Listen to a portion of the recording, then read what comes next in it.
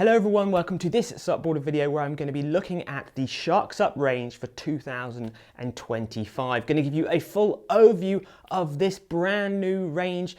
Going to jump into the board specs, the sizes, the thicknesses, and what boards potentially you should be looking at if you want to get into supping for the first time or progress as a tourer, racer or surfer. And of course, I'm going to give you our impressions and thoughts of this new range for 2025 as well, because there is a lot of very innovative and exciting stuff on these new boards.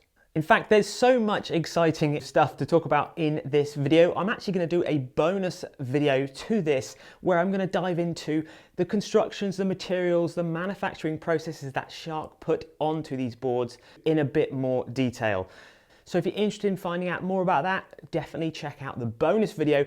I'll make sure there's a link in the description below and a link at the end of this video also. So that's well worth a watch if you want to find out a bit more about Shark, but also it'll give you a good amount of information about iSUP materials in general. So I'm going to lay this video out by first off speaking about the board constructions and their packages. Then I'm going to be speaking about the sizes and overall shapes and potentially the disciplines you should be using those boards in. Moving on to the width, thicknesses, and finishing off with the weights and stiffnesses of the boards. Then going to jump into our thoughts and impressions of the range in general. And by the end of all that, I guarantee you'll have enough information to make a good choice of if one of these boards is right for you. Now for 2025, there is definitely a lot more Shark SUPs available. And if you're newer to the sport of SUP, it can be a little bit overwhelming when you're looking at the Shark website. But really when it comes down to it, there's basically 7 different types of boards. Then you have lots of different sizes and constructions in those types. So let's first start off with the constructions and the packages available of those types. You're going to mainly see 2 types on the website. You're going to see a flow construction and a plus construction. So let's jump into the flow range first off. Now the flow range is in the teal colour and it's offered in most of the board sizes and shapes. The board is made out of 1000 denier knitted drop stitch and it is double layer. It is what you call the fused layer, so it's not 2 layers stuck together like the old school boards. It's very much the new generation of boards. So it's a laminated double layer. Still keeps the weight down but also keeps the cost down as well. I'm going to jump way more into more detail about the technologies in this bonus video as well. So definitely check that one out for more information. The rails of the flow range, they are still finished off in what Shark call their triple rail edge with a welded rail. I strongly believe that welding is the strongest and best way of putting an inflatable paddleboard together because you get 100% a sealed paddleboard that is not going to degrade over the time. It's not going to get affected by the sun so much. What they mean by triple layer is where they pull the top and bottom layer together and they put a layer on top of that and they weld all of that together. So that's 2 layers and then they put another 1000 denier knitted drop stitch on top of that, which gives you the triple layer. It makes them really tough, really hard wearing, and also good amount of stiffness as well. We'll jump into stiffness and weights in a bit. This also means these boards can take a high recommended pressure of 20 psi. Looking at the plus range, now this is the boards that are in the blue color, and there is some similarities between the flow and the plus range. They still have the triple welded layer, but the main material is not 1000 denier knitted drop stitch, it's 1000 denier woven drop stitch. Now that is a much lighter base material, but it's still very stiff and very hard wearing. It basically costs more money to make. It is a higher quality material. But the plus range does have an extra layer on the main part of the rail where it has a carbon rail band inside that rail as well. That's going to give the board more stiffness, and again it's going to make it very, very hard wearing, but still not going to put that much weight onto the board either. It's still very much made in the same way as the flow range, and it can easily take 20 psi of pressure. Looking more of the fittings and features that are different between the flow and the plus range, you're going to see the plus has more bungees that are supplied with the package. It has portage handles supplied with the package. It has a kicker fitted into the EVA deck pad. It has a PVC rail edge runner at the back of the board. And if they come as standard with nose cones, which most of the Shark SUP boards do, but we'll speak about those in a minute, they come with the carbon nose cones. And the flow range comes with just a plastic nose cone. So you can see there between the flow and the plus range, the Plus range a little bit lighter, gearing up for a bit more performance, going to give you a bit more stiffness, really for, let's say, more of the committed paddler or the paddler wanting that much more of an edge or better board to paddle.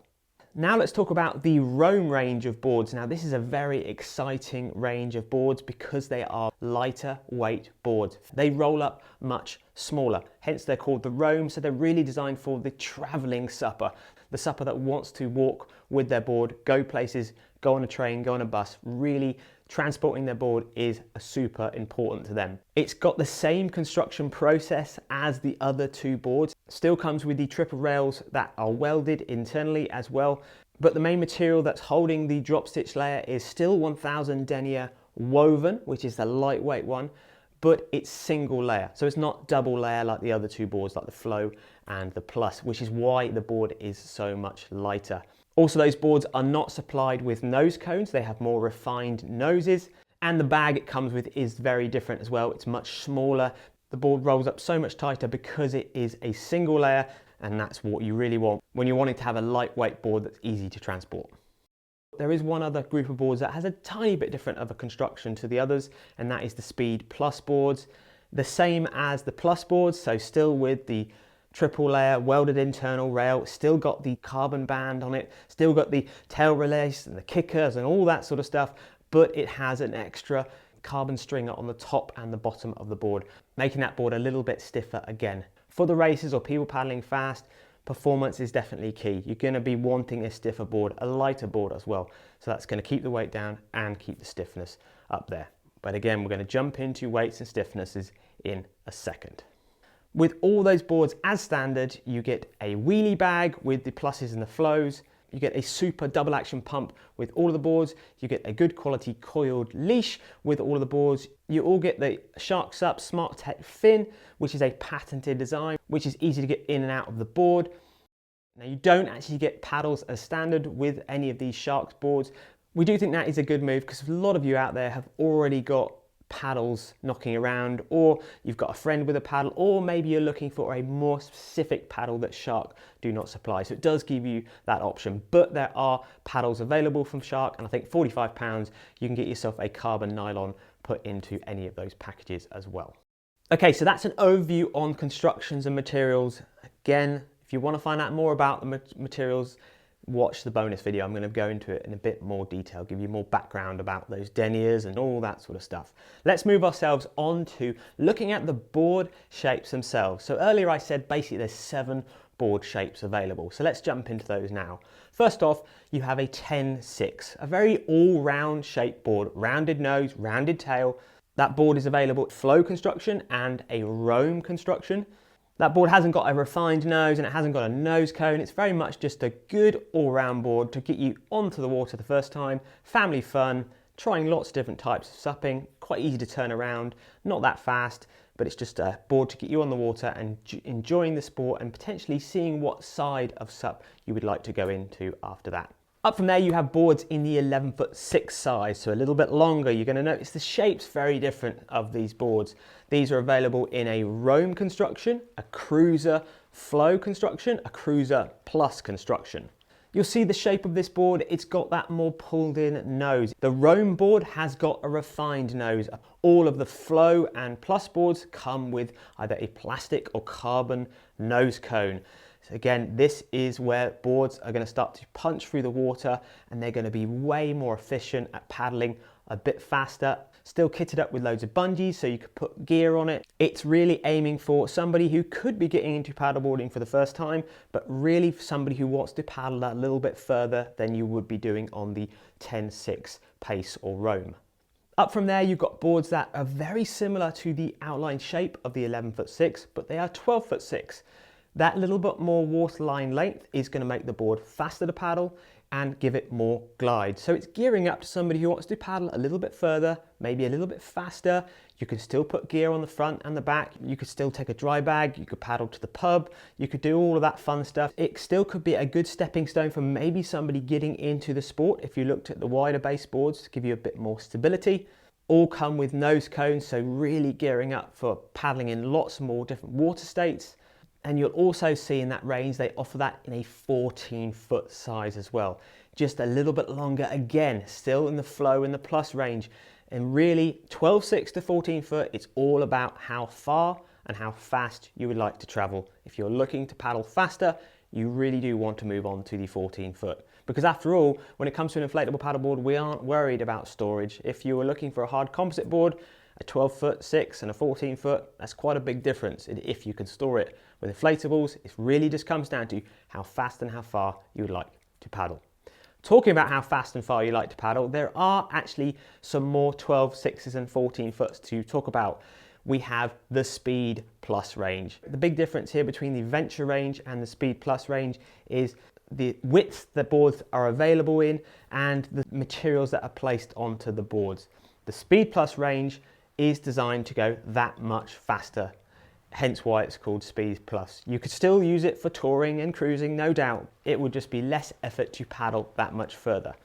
Potentially it's going to be not as stable as the Venture, but you can still find them in the same widths. It really is to do more with the weight you're going to carry, the stiffness of the board, which we're going to jump into in a minute, and if you are wanting the ultimate speed. Before I jump into widths and thicknesses of the boards, I want to finish off on the slightly more specialist boards, let's say, looking at surfing, looking at yoga and the multi-person. Now, the surfboard that Shark SUP have brought out this year does look really, really good. We are going to do a full SUPboarder Pro review on this board. This is the 9.2 Surf. It's in the Plus constructions, so it is that lighter weight but stiffer base board. It does look a lot of fun, really good fin setup, nice tail release at the back of the board. Our first impressions are looking very good on that, but we are going to be jumping into a full review of that soon. But definitely could still be right for a lighter person, but really it's somebody who wants to go surfing. It's speed and traveling far is not important to them. It's going to be super easy to turn around on the flat, but it's really geared up to catching some waves. But look out for our review on SUPboarder Pro, where we're going to be using that board properly.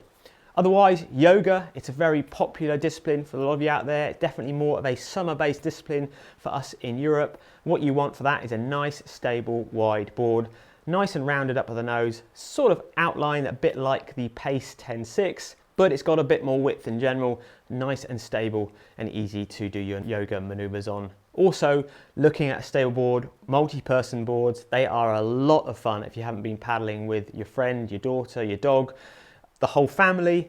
Multi-person boards are a great way of getting a lot of people into the water at the same time, and also give other people who aren't so confident on the water an experience of paddleboarding without being on their own. So if you're looking for that sort of thing, definitely check out the multi-person from Shark. The last thing I want to cover before I go into board widths and thicknesses is the rocker-line shape of these boards. Now, rocker-line is the curve of the board underneath. Now, Shark SUP believe in having a zero rocker-line, so basically flat, because the flatter the board is, the faster the board is going to travel on the water. The negative to having a flat rocker-line is it does tend to hit the wave if it's choppy or windy in front of it. Now, Shark have counteracted that by having an amazing shaped nose cone, plastic or carbon, or even a refined nose if you haven't got a nose cone. And we do agree with them, it is a very good move. In general, most people are paddling on more flatter water conditions, and you are going to have a faster board to paddle. And if you do go in choppier waters, you have got that nose cone to penetrate the chop, and the chop can just ride straight over the board, still allowing you to paddle fast overall. So if you're new to paddleboarding, the big thing to take away from this is think about board lengths as glide and speed. The longer the board is, the faster the board is going to travel on the water. And it's just as important for that, let's jump into board widths and thicknesses.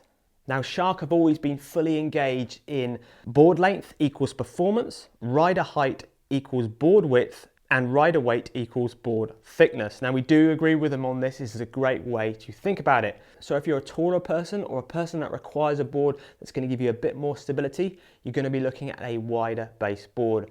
A board that is 28 inches wide is going to be faster than a board that is 32 inches wide.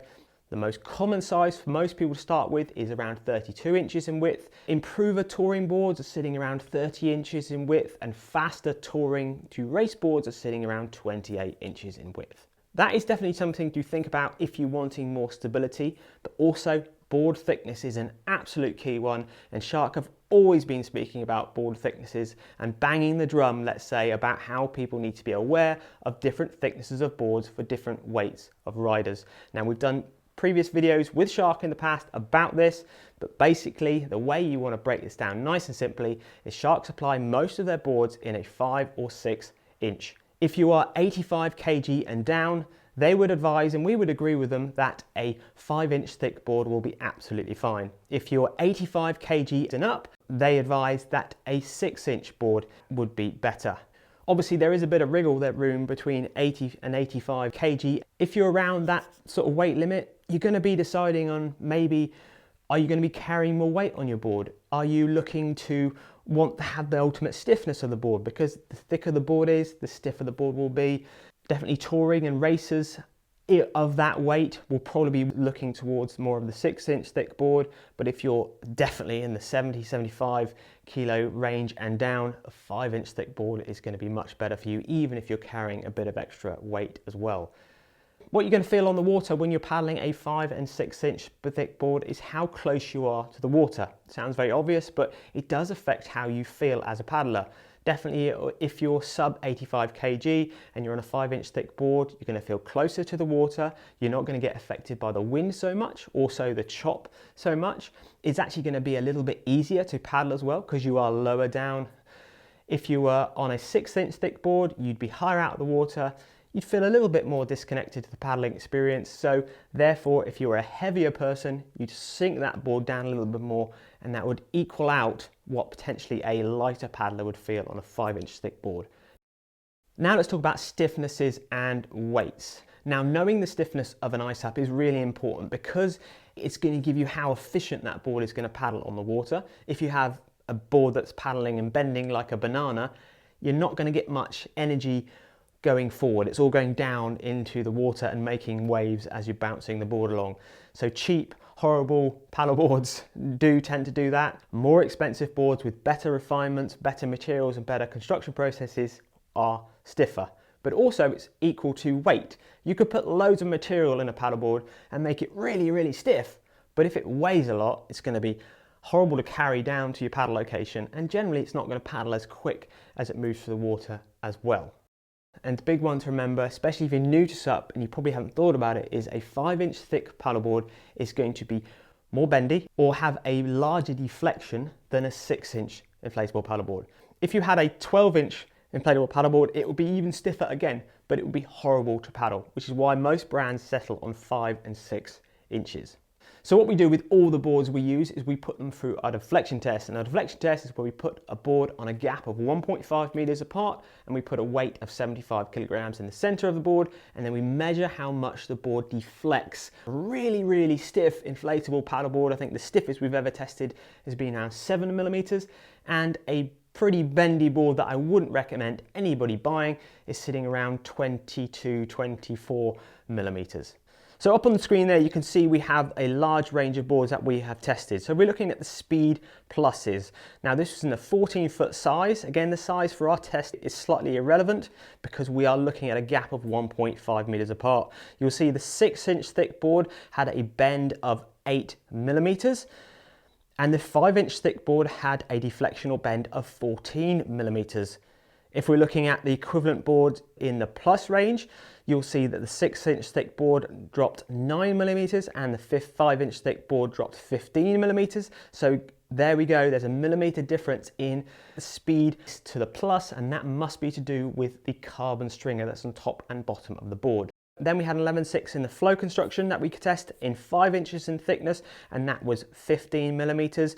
If we had to guess, I would probably say that the 6-inch, if we had one to test, would have been 9 millimeters.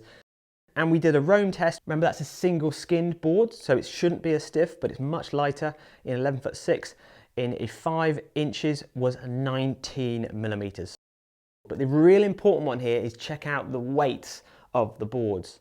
You can see the Roam there is super lightweight at 7.9 kg, and the heaviest board, but still not that heavy at all, is the 14-foot Speed in 6 inches thick. It's still under 11 kilograms. Now this is a massive jump down from last year's equivalent race boards from Shark.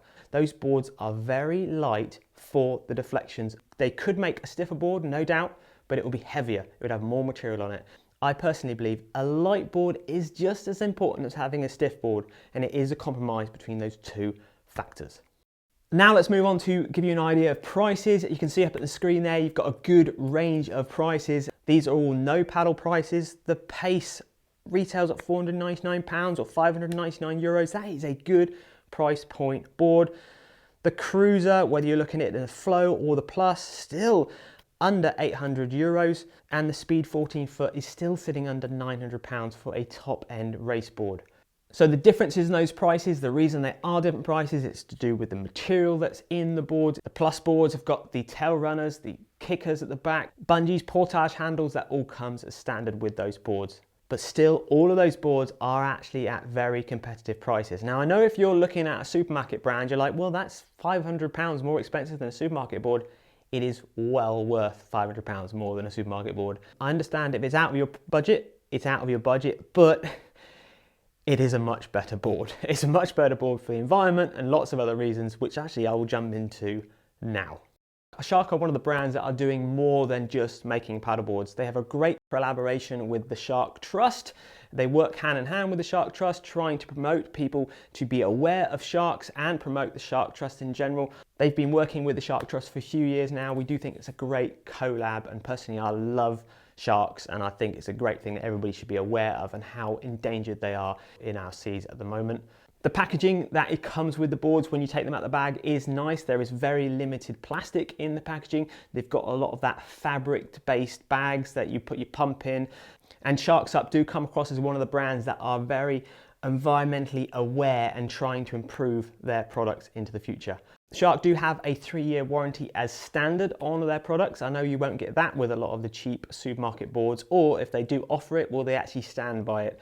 Other stuff that Shark have got, they also offer a great range of accessories, extra bungees, as I said, portage handles, action camera mounts.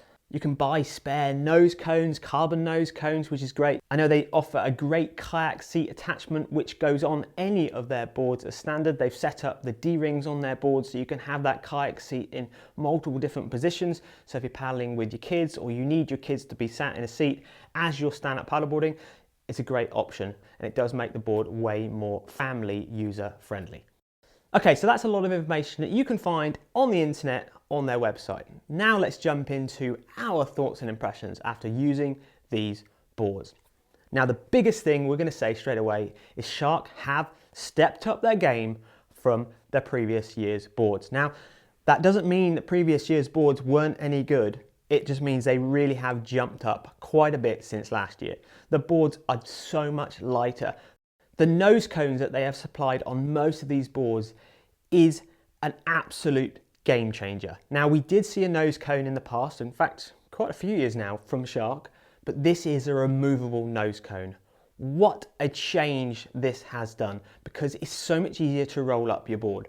And it's so easy. I can't believe when I first saw this, I thought, this is going to be a pain. This is going to be a little bit hard work to put on. It's so easy to put on. It's so easy to take off. And when it's on, it looks like it's part of the board. It looks like it was made in the factory. In fact, I am actually going to say, I think it looks better than the ones that were made in the factory a few years ago.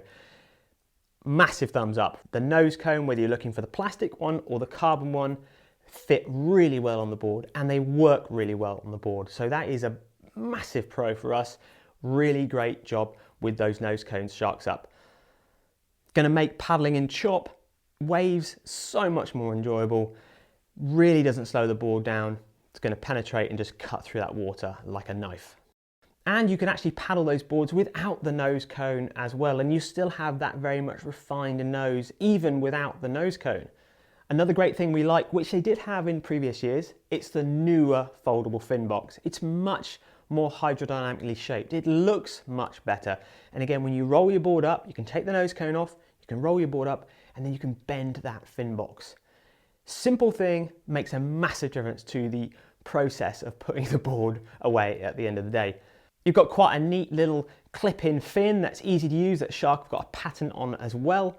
But that fin box is still a US based fin box, so you can upgrade that fin. You can put a nice race fin in your board. You can change it for a really short touring fin. Also, talking about touring, the amount of bungees, the setup of the handles, the amount of storage potential you have on pretty much all of the boards in the range is really, really good. They've actually thought about where to put the bungees. They're in the right place. They've given you the option to upgrade and put more bungees in. As I said, the Plus range comes with extra bungees so you can put them on your board as well. You've got more portage handles, just geared up to make the paddle experience so much easier than it has done in the past. Another big pro for this year, and they were starting to do it in previous years to be fair to them, is 5 and 6 inch thick boards available in most of the board sizes. Getting yourself on the right thickness of board does make a difference. So more boards in more thickness ranges this year, that's a really good pro. And definitely the construction, the finish of the boards is spot on. Really impressed with the board finishes there. All of our testers and reviewers really like them. So good move on the construction and the quality. So as far as using these boards on the water, they all do exactly what they should do. As long as you're looking at the right length and width board for you, they really are going to offer a good amount of performance in any sort of paddling discipline. If we were going to highlight any negatives or observations for the range of boards and the boards that we've been paddling, we haven't got any massive standout ones, and maybe they're a little bit more personal to us. We don't personally like the look of the writing around the back of the boards. From our point of view, the fins that actually are supplied with the boards are, how can I say this, they're adequate, they're good, but because the boards, especially the Plus range, is so good, it does make the fin feel quite cheap. So actually, it's a funny one. Because the boards are so good, we almost feel that the fins could be better. But the thing is, you could upgrade that fin. You could put a US nice carbon fin if you wanted to in your top end Speed Plus or your Venture to make it even faster or just look a little bit nicer as well. And the last one that a few of the testers brought out is they really miss the names of the sharks along the rails of the boards. The boards used to be called after sharks, which was a little bit cool, and it was quite nice how it tied itself into sharks and the Shark Trust. They've dropped the names of the sharks on the side of the boards. They've still got the images of the sharks, which look really good, but we were sort of missing the fact that the sharks weren't there. It's a small little side note observation. It's not really a negative, but it's definitely something that kept them tied in to the sharks. So there we go, a bit of a big video there. I hope it's given you a lot of information on which of the shark boards is right for you and the different constructions, widths, thicknesses they're available in as well. Remember, there's going to be a bonus video you can check out as well, where I'm going to be driving into more information, materials, construction, and why Shark believe their boards are potentially the best boards out there to date that can easily rival other top iSUP brands. We do believe Shark SUP have put a lot of work into their boards in this 2025 range. They are a competitive price point, especially when you look at the materials and what's gone into these boards. If you're looking to improve as a paddler, paddle faster as a paddler, or even just getting your first quality stand-up paddleboard, then Shark SUP are definitely a brand you could look at. My name's Ruben, thank you very much, and I'll see you on another SUPboarder video soon.